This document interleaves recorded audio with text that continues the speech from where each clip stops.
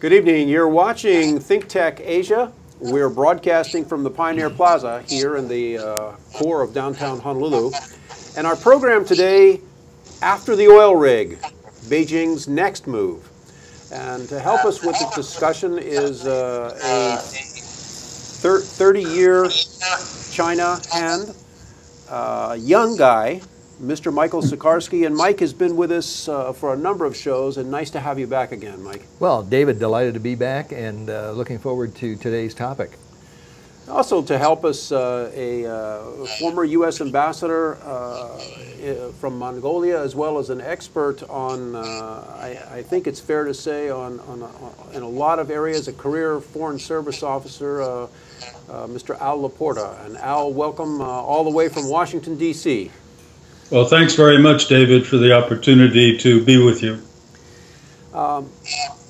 Ladies and gentlemen, let's do this program. Let me put it in a little bit of context here. You know, at the present time, there are a number of things that have happened over the last few months involving China, and we'll get into that in just a moment.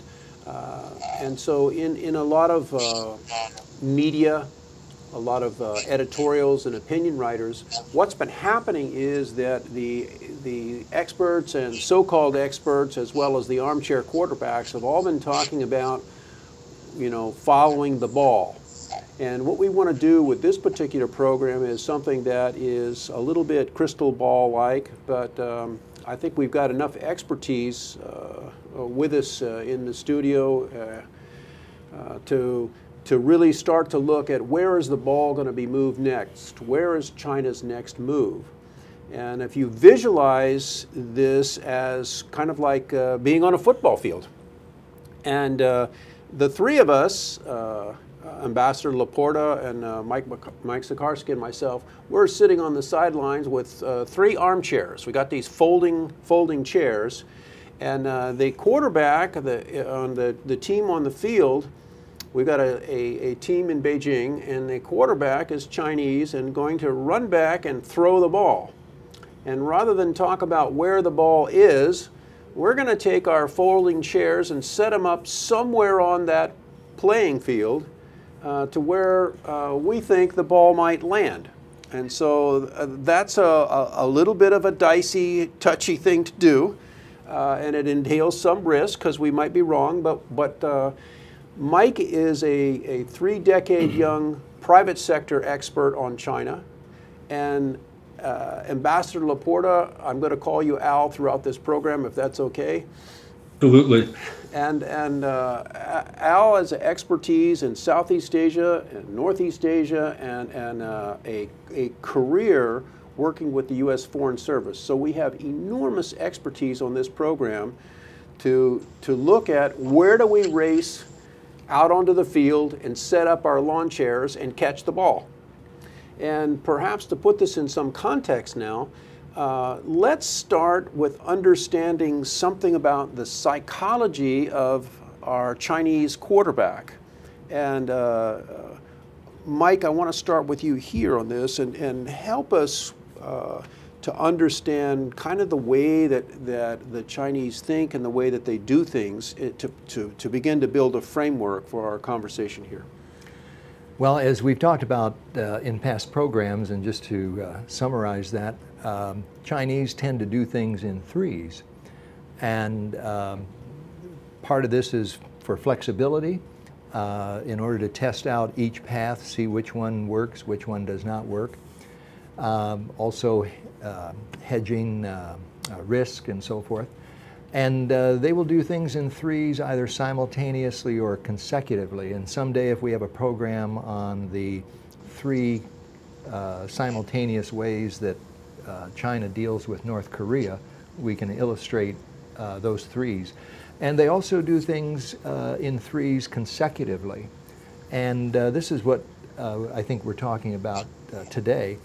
And we're talking about a three-step succession of objectives having to do with geopolitical issues and national security. Right. And we have in prior programs talked about the first two steps, have we not? And so let's for those members of our audience, and I realize that some of you may have missed prior programs, and you need to go to the archive to pick them up, but let's bring them along with us. So the first one.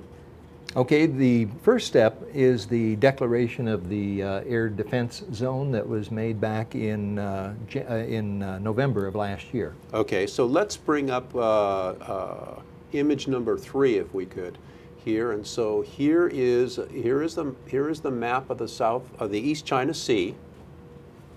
Right, and the overall objective of these threes is to create incremental steps. So this is the first incremental step in declaring a position, in this case an air defense zone, that is self-proclaimed.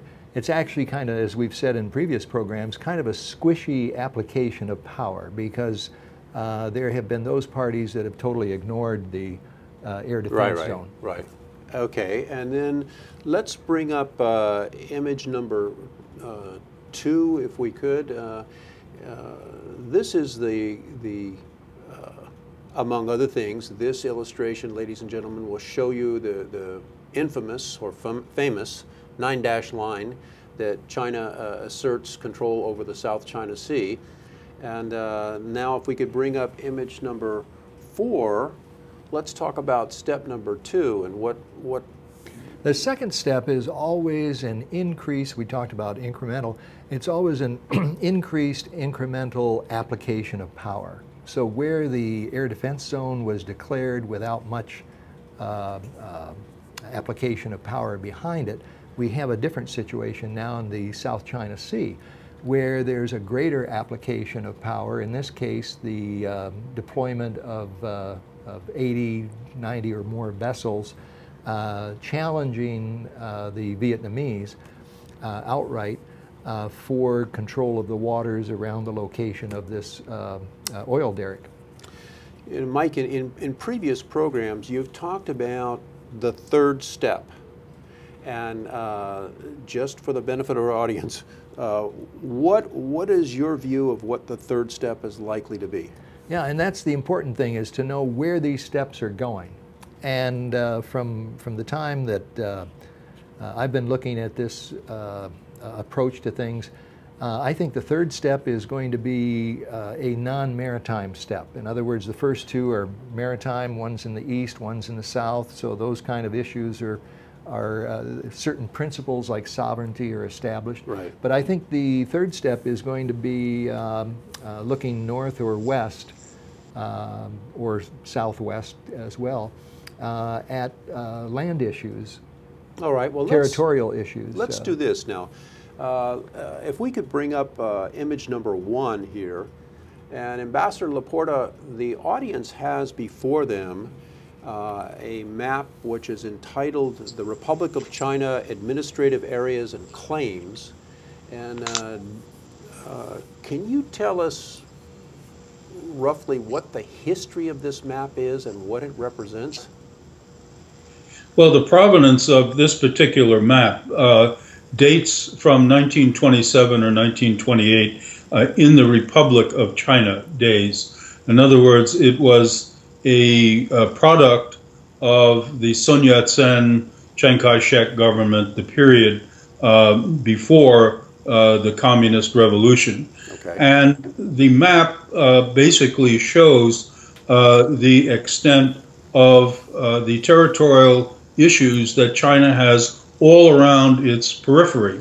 So in the bottom right, you will see the Senkaku Islands and a green spot, and then just barely showing is the beginning of the South China Sea claims south of Taiwan. Doesn't show that in its entirety, the 9-dash line. But the 9-dash line, to be fair, Al, at the time this map was created, that 9-dash line was not a claim that was made by China, was it?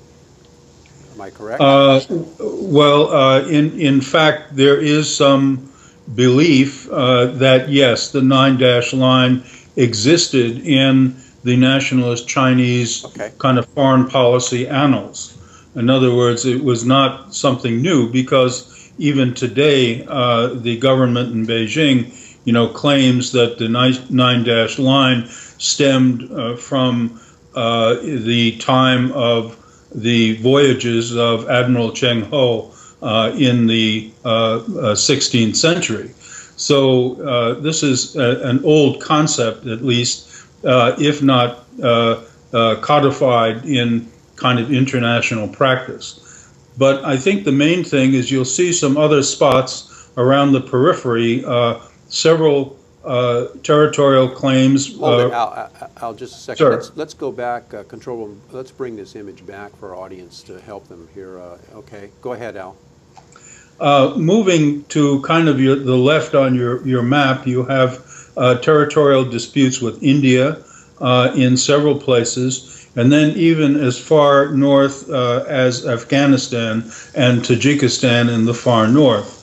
Now, the large red area is Mongolia, and Mongolia has kind of a unique history, as all of these areas, like Tibet and like Xinjiang, have in terms of their incorporation into Greater China.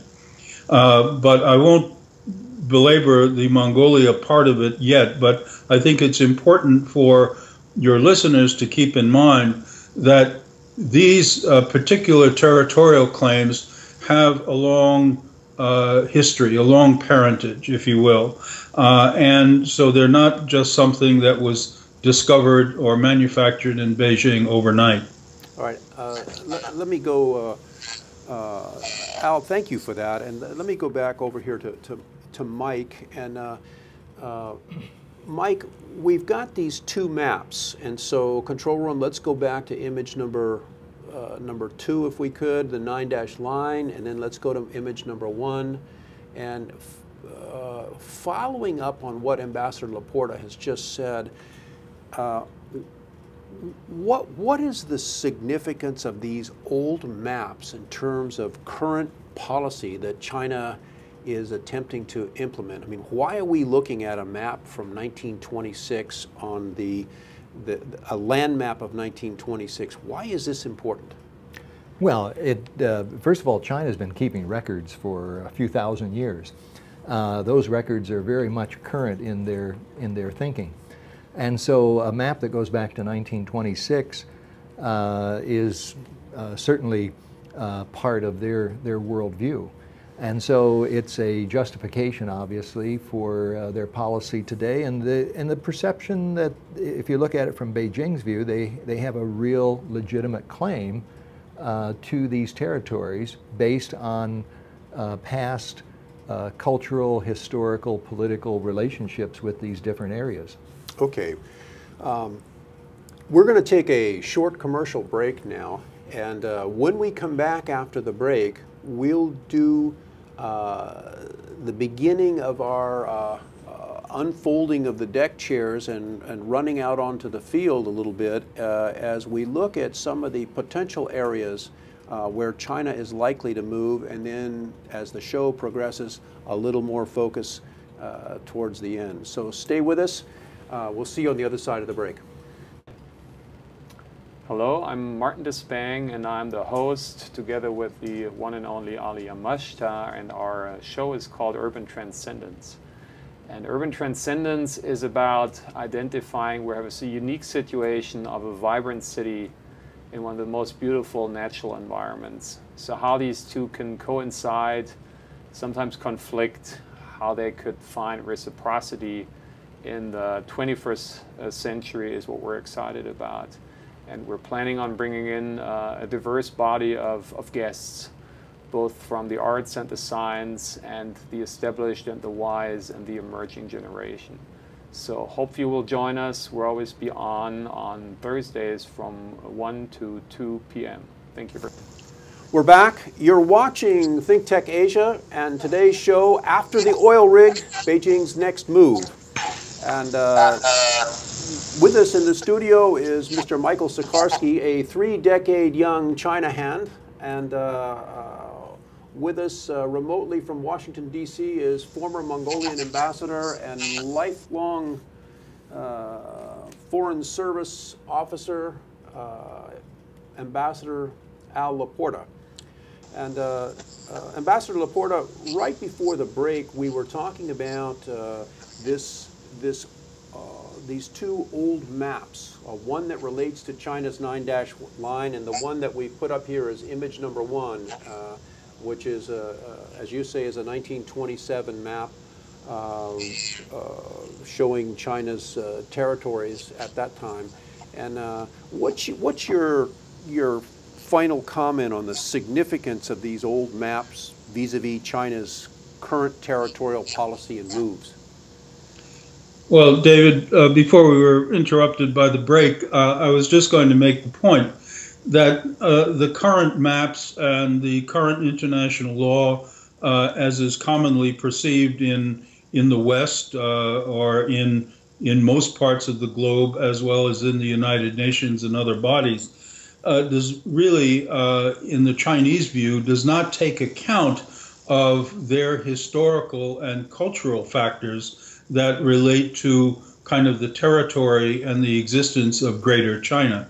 So that this is the reason why, for example, they withdrew from the dispute settlement procedures of the UN Convention on Law of the Sea, and just today, the Chinese have declined to submit its views to the LOS Dispute Settlement Tribunal on the claim that has been brought by the Philippines vis-a-vis the Spratly Islands down in the South China Sea. So basically, you have a complete mismatch. And as a recent speaker on China... Al, hold on a second. What do you mean by mismatch?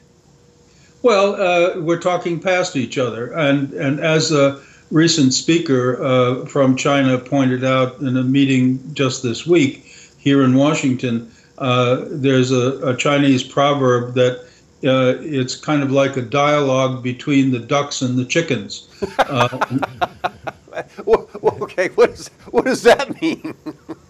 Well, it means basically that we're talking past each other, and that we do not understand or fully understand China's view, and that's true for most of the Asia region and most of the world, and also the fact that the Chinese do not accept the common Western view of international law, of maritime boundaries, because they do not take into account China's particular interests in the region, proprietary interests, and also the historical documents that they feel are important from their standpoint, like the 9-dash line.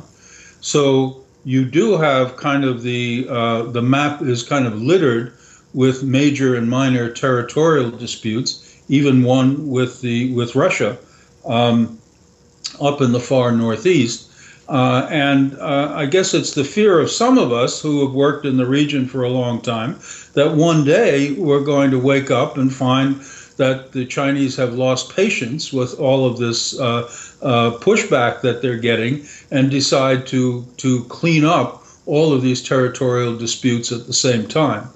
I don't think that will happen, but I think, as you correctly point out, that it will probably be sequential. All right, let's go back to show the audience again this map number 1. And so I want to address one more question to both Mike, you, and Al. And so whatever you do, don't talk over each other. But what we are seeing now, it sounds to me that from what both of you have said before, is that what we are looking at is the number 1, kind of the dirt version of the 9-dash line.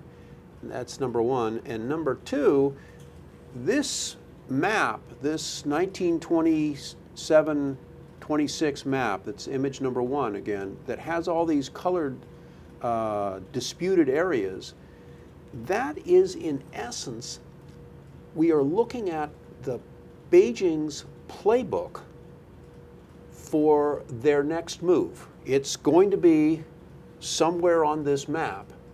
And Mike, what's your reaction to those 2 points? Well, I want to, yeah, I think I want to follow up to what Al just said about Chinese may be wanting to clean this up. That reminds me that the Chinese have 3 levels of conflict resolution. And the first level is education. The assumption is that the other party simply does not know, so a lot of effort is put into that. When the other party does not respond favorably, the next level is to recognize that the party does not, it's not a matter of they just don't understand, but that they're resisting.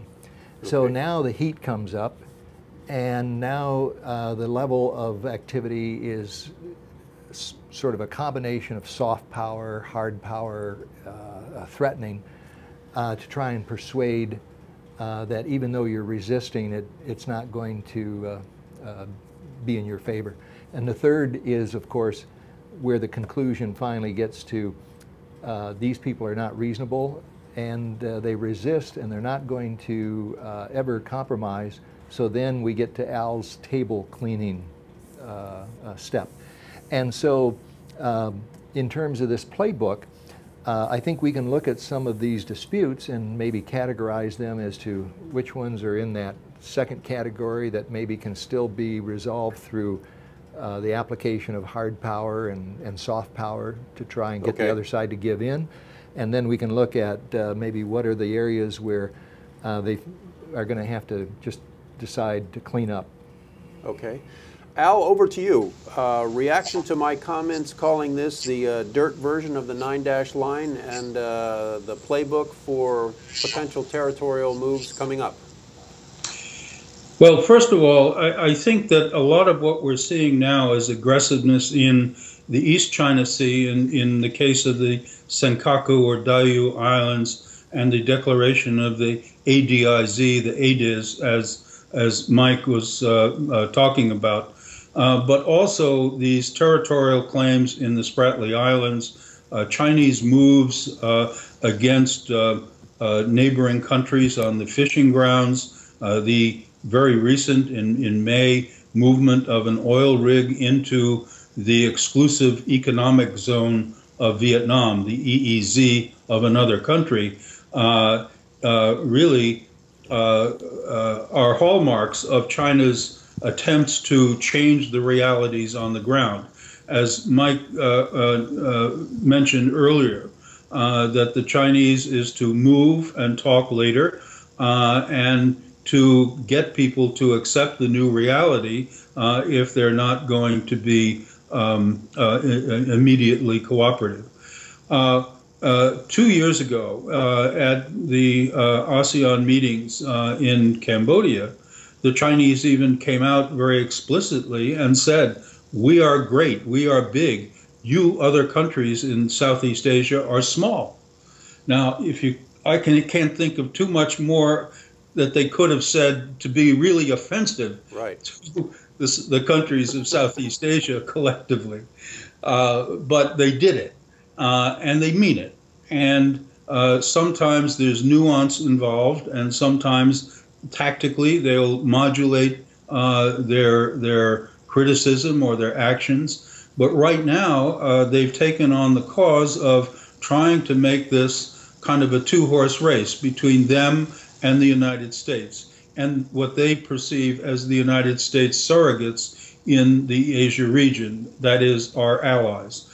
Japan, South Korea, the Philippines. Thailand is really not a player in this. The Thai have for quite a number of years taken a very conciliatory positions toward China, and probably they're our greatest and most questionable ally in the region. So, and certainly a lot of the talkback from Australia has not been greeted well in Beijing. Just today, a new report was released by the Center for International and Strategic Studies and here in Washington, D.C. And it is a survey that they have done of expert opinion. This is not public opinion. These are an array of experts, not governmental officials, but people in think tanks, people who are influencers, in the media and in other areas. And the findings that they came out with is that the concerns about China's aggressiveness or expansionism range from basically 81% to 96%.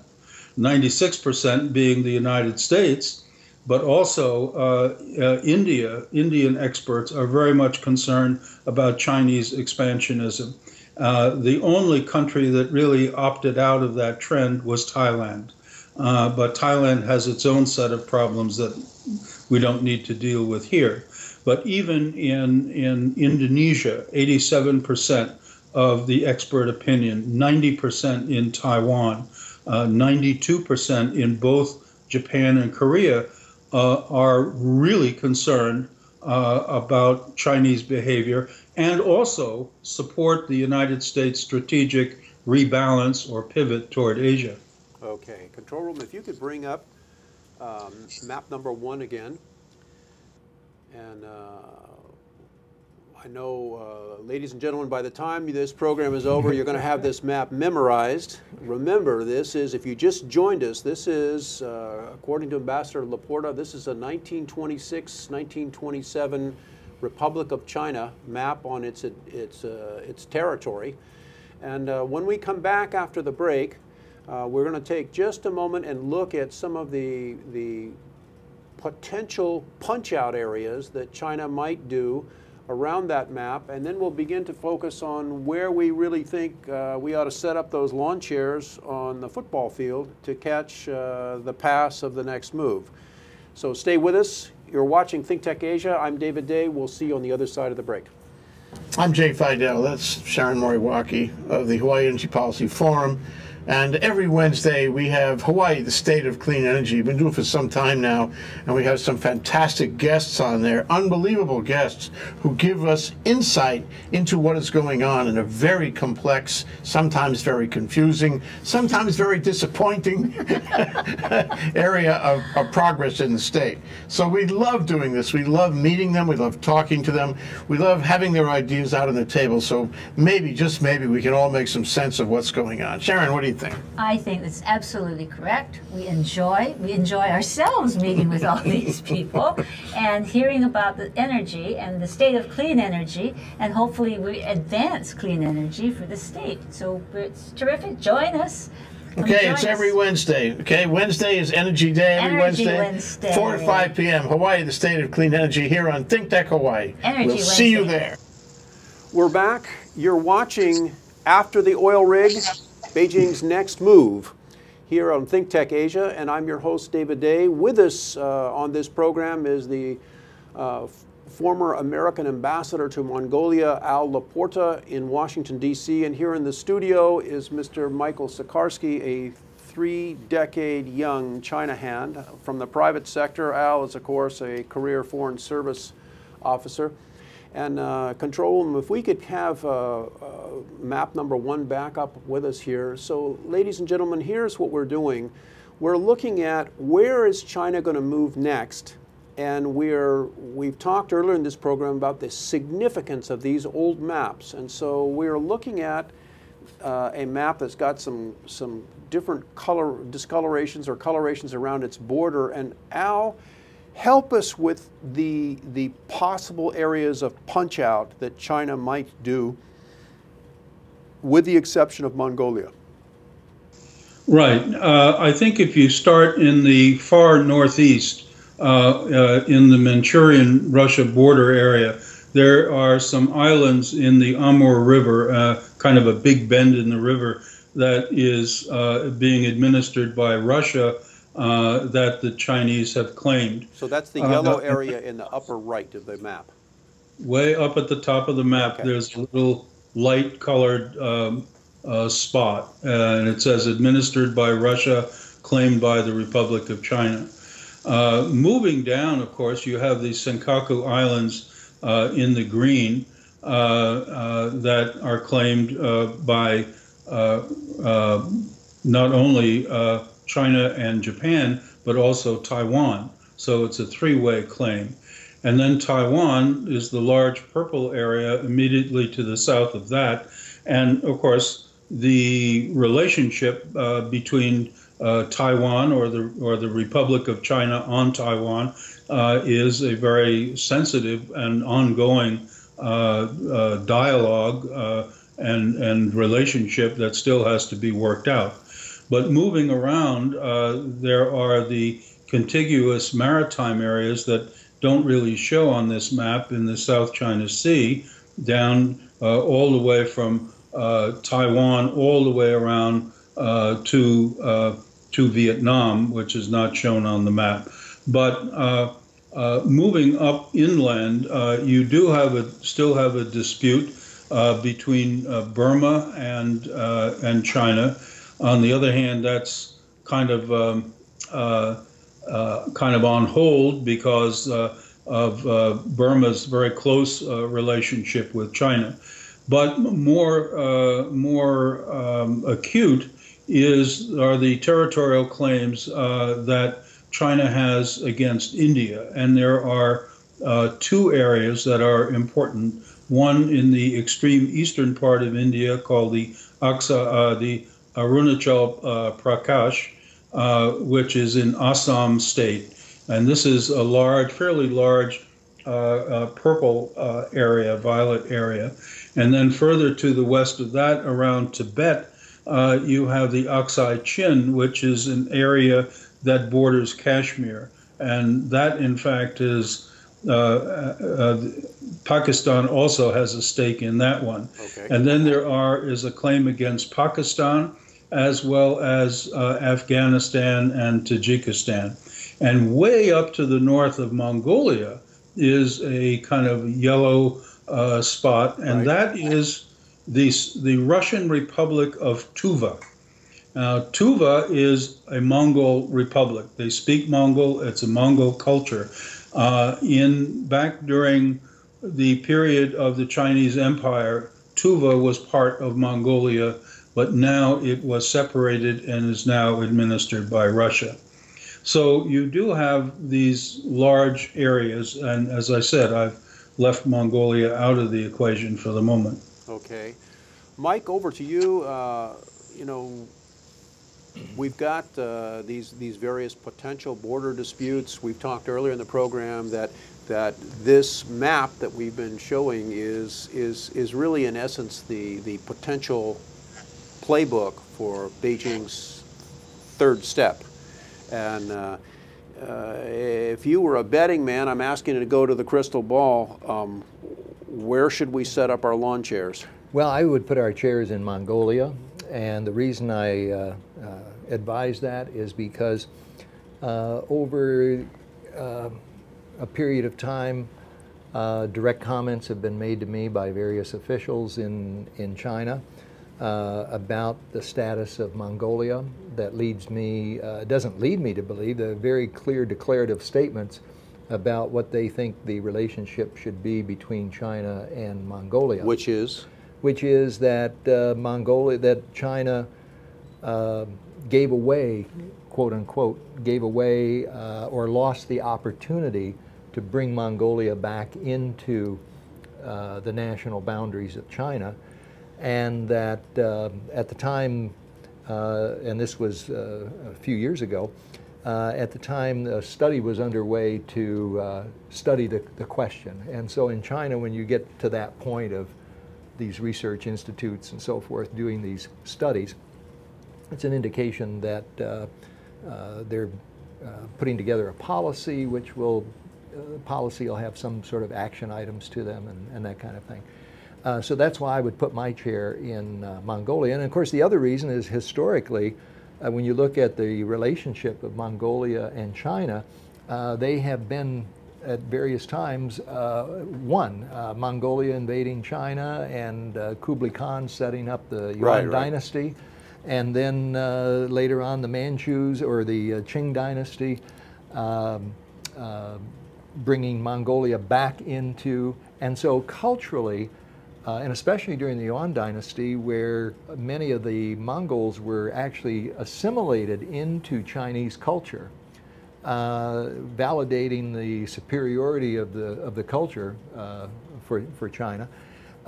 So there's a very, very close historical, cultural, political, social relationship.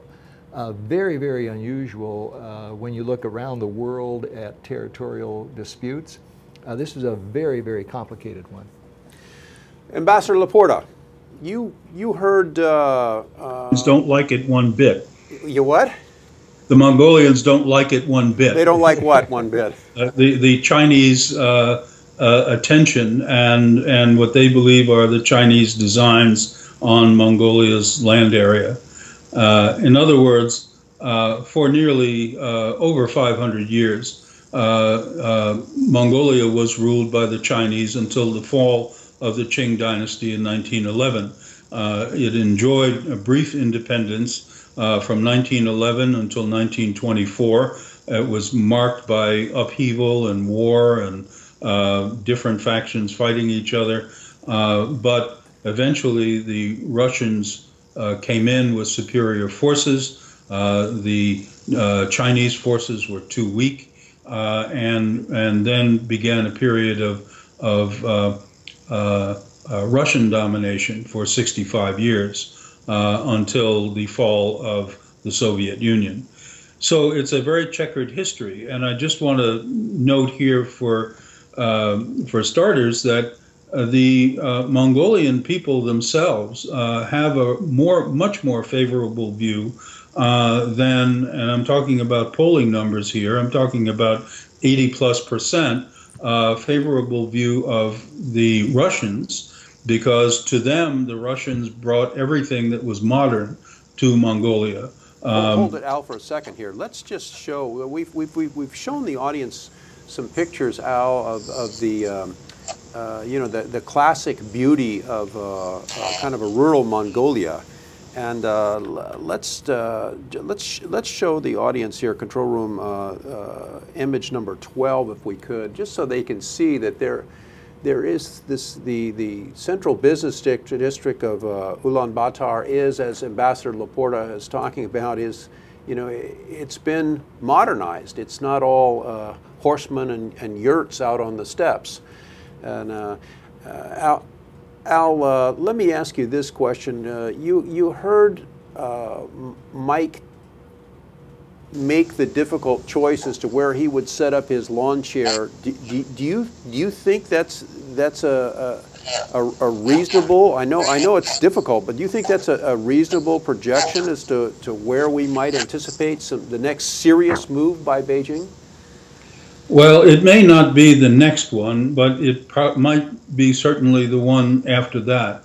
I think that there's some belief, and I'm not a China expert, but there is a belief among China experts that the Chinese will probably move to clean up the territorial disputes with India after they felt that they have achieved their gains and objectives in the South China Sea and East China Sea. Now, what the timeline is for all of this is very murky and very unclear, but it is a point of fact, I think, now that the Chinese do indeed covet the mineral resources of Mongolia. They like that kind of living space to the north. It is, after all, the northern part of the Gobi Desert, and the southern half of the Gobi Desert has already been absorbed into China as the Inner Mongolian autonomous region. And one second there, Al. Let's just show the audience their image number 13, if we could, just so that they can see the difference, the difference between inner and outer Mongolia there. Okay, continue, Al. I'm sorry.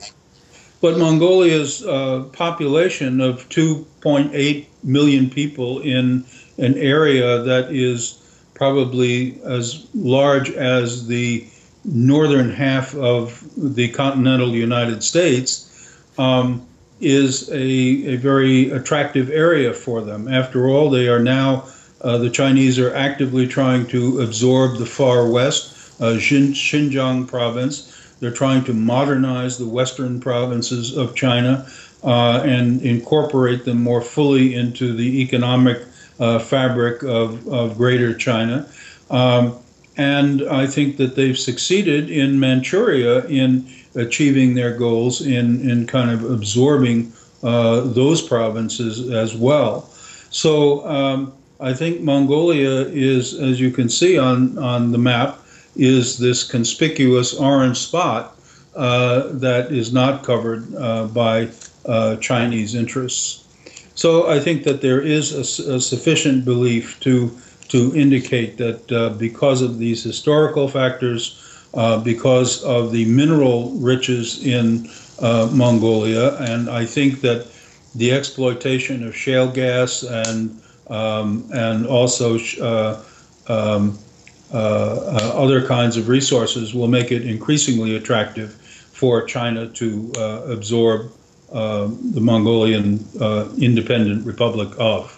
You know, what you're saying, Al, is actually as China continues to grow and to expand, that the attractiveness of Mongolia and the push to take that territory is going to increase over time. Absolutely.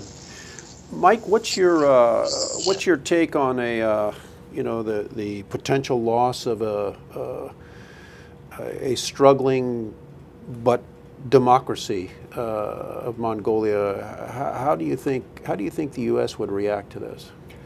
Well, you mentioned democracy. I don't know if you're kind of setting that as framing it as a democracy that we would be familiar with, because I think Al would share the idea that there's probably some time to go before they get to a democracy that we would recognize.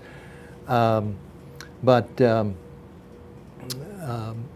I think in terms of the law, well, in terms of how China can exert power and influence, they've got so many tools to use. The soft tools, the hard tools, can use economic tools, military, all kinds of combinations. So the impact that China could have on Mongolia wouldn't necessarily be armored columns going into Ulaanbaatar and planting the flag, although some people might make a case for that. But Chinese are getting rather sophisticated through their experience with Taiwan and Hong Kong at how to have one country, two systems.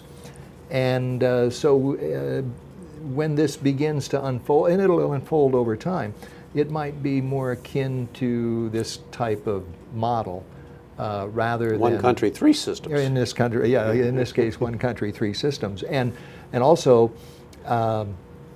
stage 2 that we're in now. That stage could go on for another 5, 6, 10, 12, 15 years. We might not get to the third stage until perhaps 2049. And the reason I mentioned 2049, that is the 100th anniversary of the founding of the People's Republic of China, and which is what, 34 years from now, I guess? Something like that, yeah, right. And China has already, talk about game plans, they have already published, well, they know what they haven't published it, but they've already created their game plan as to where they want to be by 2049 on that 100th Boy, that's anniversary. a different culture than the U.S., the long view.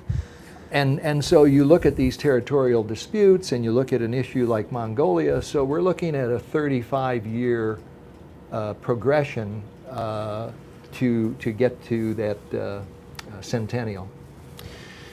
Al, we have just a couple minutes left in the showtime here. What are your last thoughts vis-a-vis Mongolia? U.S. got an opportunity to block a Chinese takeover? Well, I'm not sure about that, but let me just point out that Mongolia, since the fall of the Soviet Union and the promulgation of a new constitution in 1991, has had a robust functioning democracy. There's a lot of give and play between the political actors. There's a thriving Democratic Party. There are two reformed former communist parties split into one party split into two. There are some minor parties. They've had highly successful elections. They've had a few bumps along the way. Governance is difficult because coalition governments are just difficult to manage. But all things being equal, I think that the Mongolians have staked themselves on the right side of the democracy ledger and would not likely, be subject to subversion or conquest or anything else. Certainly, the Russians would have a great deal to say if the Chinese made any moves on the economic side or moved large numbers of population into Mongolia or otherwise tried to subvert Mongolia, because the Russians too covet Mongolia for its resources and other attributes. So you have this dynamic between Russia and China with Mongolia in the middle. I would say that the prospect is probably for gentle subversion through economic takeovers, the encroachment of large Chinese economic interests, coal companies, energy companies, and other things, and kind of steadily advancing Chinese interests first through the economic realm. All right. Well, Ambassador LaPorta, thank you so much for joining us for this program. I know that your insights are as always, greatly respected and will be treasured. And Michael Sacharski, thank you again for joining us. This has been a fascinating program, and to provide those of you in the audience with a little treat, we have some Mongolian dance and music to follow here. But please have a safe drive home. I'm David Day for ThinkTech Asia. Good night.